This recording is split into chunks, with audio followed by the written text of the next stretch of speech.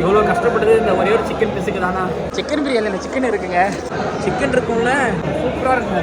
ஏமாற்றம். அது சாப்பிடணும்னு நினச்சாலும் சாப்பிட முடியாது போல். இங்கே பாருங்களேன், இந்த ஸ்டாண்டில் பூரி பப்ஸு இதெல்லாம் வச்சுருக்காங்க. என்னோட எல் பிளாக்ல மட்டும் எதுவுமே இல்லைங்க. பேசாமல் நான் பிளாக் மாதிரி போக போகிறேன். இருக்கிற பிளாக்கெல்லாம் பாருங்கள், நிறைய விற்கிறாங்க.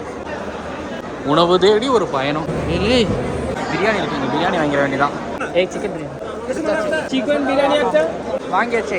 கல்குடா இடல் கார்டன்ஸில் வாங்கியிருக்கேன். அதை கிரிக்கானதை அவங்களுக்கு நான் ரிவ்யூ பண்ண போகிறேன். சிக்கன் பிரியாணியில் சிக்கன் இருக்குங்க அப்படின்னு ஒரு ரிவ்யூ. நண்பர்களே, பிரியாணி ஏதோ ஹைதராபாத் ஸ்பெஷல்லாம் சொன்னானுங்க. ஏய் சிக்கன் இருக்கும்ல, ஏமாத்திர போகிறாங்க. இருக்குது, சிக்கன் இருக்குது. சால்னா கொடுத்துருக்கலாம், அடுத்தது சாப்பிட்றாங்கிறீங்களா?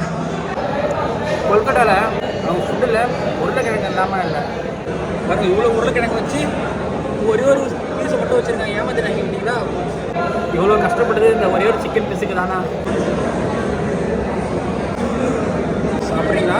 சிக்கன் நல்லா இருக்குது, இன்னொரு பீஸ் வச்சுருக்கலாம். ஆனால் சும்மா சொல்கிறாங்க, கஷ்டப்பட்டதுக்கு வேறு லெவலில் பிரியாணி. பிரியாணி டேஸ்ட் செம்மையாக இருக்கும், சூப்பராக இருக்குங்க, வேறு லெவலுங்க பிரியாணி. இப்போ கொல்கத்தாவில் நல்லா இருக்குது, ஒர்த்து, தாராளமாக ஒர்த்து.